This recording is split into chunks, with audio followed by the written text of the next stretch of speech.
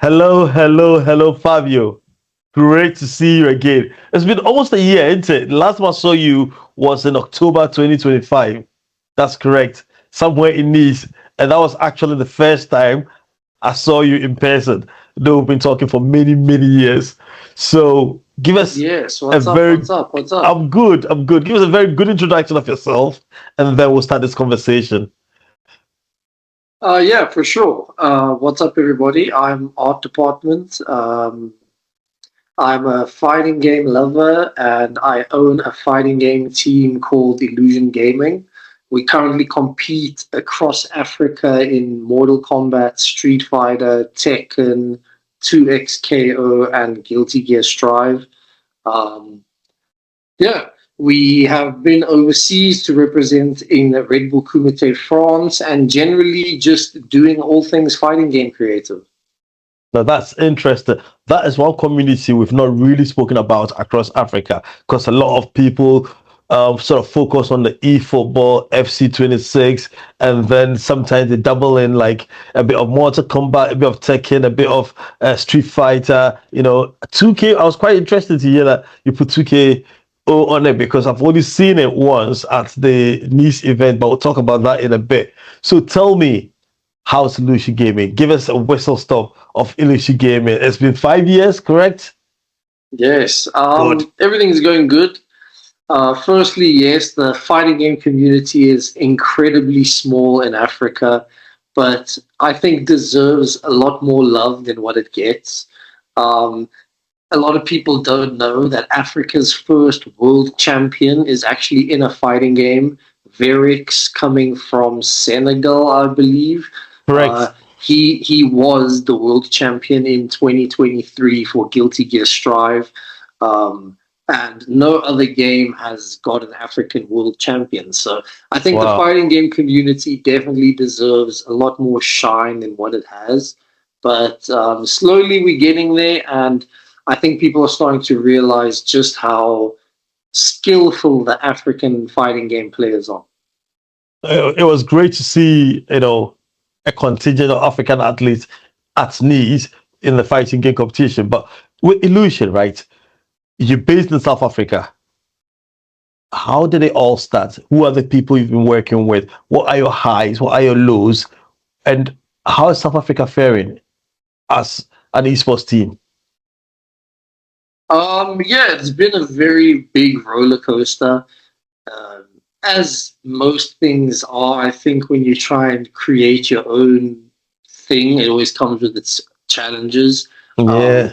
in gaming, I think that just gets amplified a lot more because of how far behind Africa is. But everything is going good in Illusion Gaming. We competing at the highest level in the games that we have players for. We are growing nicely. 2025, we signed one player in Nigeria and one player in Angola. And Now, in the start of 2026, we just signed one of the top Tekken players in South Africa. So things are growing nicely, things are moving forward, but obviously there are challenges. Everybody in my team obviously works their own 9 to 5 job, mm, competing and creating content outside of that. And the biggest one is obviously always funding in Africa. Um, I think we've kind of hit a point where we're doing all that we can locally, and the only next step in terms of competing is to go overseas. But you can't go overseas without funding, really, unless you're rich, which unfortunately I'm not rich. So, yeah, facing those kind of struggles, just trying to get past them. so what has been the highest point so far? Which of your competitions have you gone to have you gone furthest? There's been quite a few. I would say right in the beginning, we had a Street Fighter player who was one of the top in South Africa called Vin Petroleum, and he competed in the Red Bull Kumite South African event when Red Bull Kumite came here, Mm-hmm. and he did incredibly well. I think he came fourth or fifth in the last chance qualifier, and he just put on a great show. It was really awesome to see.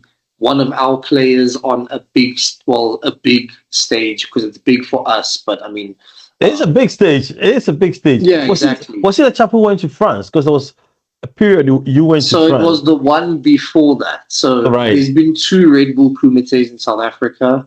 The first one is what I'm talking about with Vin Petroleum. All And right. then the biggest moment is at the next Red Bull Kumite South Africa, which took place in Comic Con Cape Town. Hmm.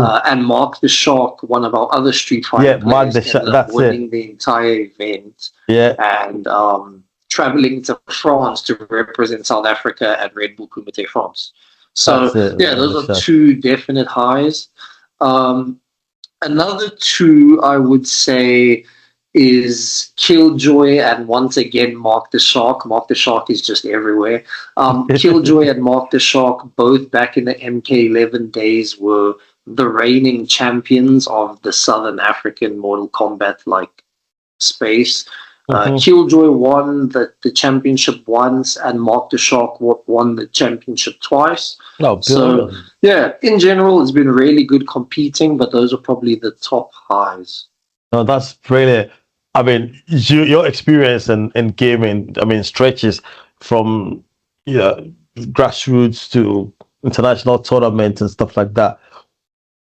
What makes Illusion Gaming successful, and how can other teams learn from Illusion Gaming?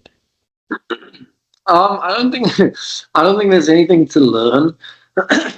One thing that I do really well is networking, which I guess a lot of people could learn from that. People like to stay in their bubbles too much, but Illusion Gaming success comes 100% from the players and their effort. So if you want to have a successful team, get people around you that you can trust, that are hardworking and that actually want to try and become the best. If you just want to have fun with your team, not every team has to be the best. If you just want to make a team for fun and enjoy competing Compete. with your friends, that's perfectly fine. But the aim of Illusion Gaming is to be one of the best in Africa. So for us, the main goal was to have the top players within their games, whether that's Mortal Kombat, Street Fighter, Tekken, whatever it is. If somebody was competing under Illusion Gaming, we wanted them to be one of the top. And yeah, I have to give all the credit to the players, man. Without them, Illusion Gaming obviously wouldn't be doing much. And yeah, we lift them up and they lift us up, and it just works so well together. No, that's brilliant. That's brilliant because obviously you know in various WhatsApp groups, in various community groups, you see how teams struggle, and it's one way to. I mean, it's one thing to start a team. It's one thing to survive and actually thrive. So we just I need to think try. teams struggle in that sense because their goals and the players that are in the team's goals don't align. Everybody that is in Illusion Gaming, or at least when I started Illusion Gaming, everybody was a friend of mine through the Mm. community that I had met, I had spoken to a lot of times. Mark the Shark and Killjoy, two of our top players in Illusion Gaming, were two of the first people to join the team.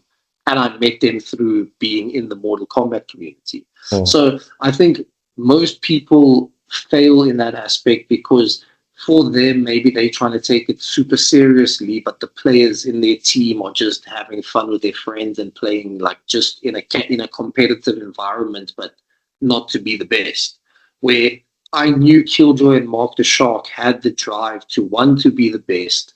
They understood what vision I had for Mm. Illusion Gaming, and we partnered together to work with each other, which is kind of how we do it going forward, where if I feel a player is really good, but his values don't line up with Illusion Gaming's values, then it's not going to work out. Where everybody in Illusion Gaming and Illusion Gaming has the same kind of like goals and values for what they want to come out of it, you know. That's interesting that you bring up this point. Does it mean that there is a disconnected um, mindset of between athletes, team tournament organizers, teams, and some to a large extent the community? Because if you are a gamer and you join a team, you will have a different mindset to someone who's a casual gamer, or you should have a different mindset to a casual gamer. But if you bring that same mindset of a casual gamer, turning up as and when, and to a team, obviously it doesn't work. Are we lacking a lot of education, or are people not seeing the wrong side of the picture?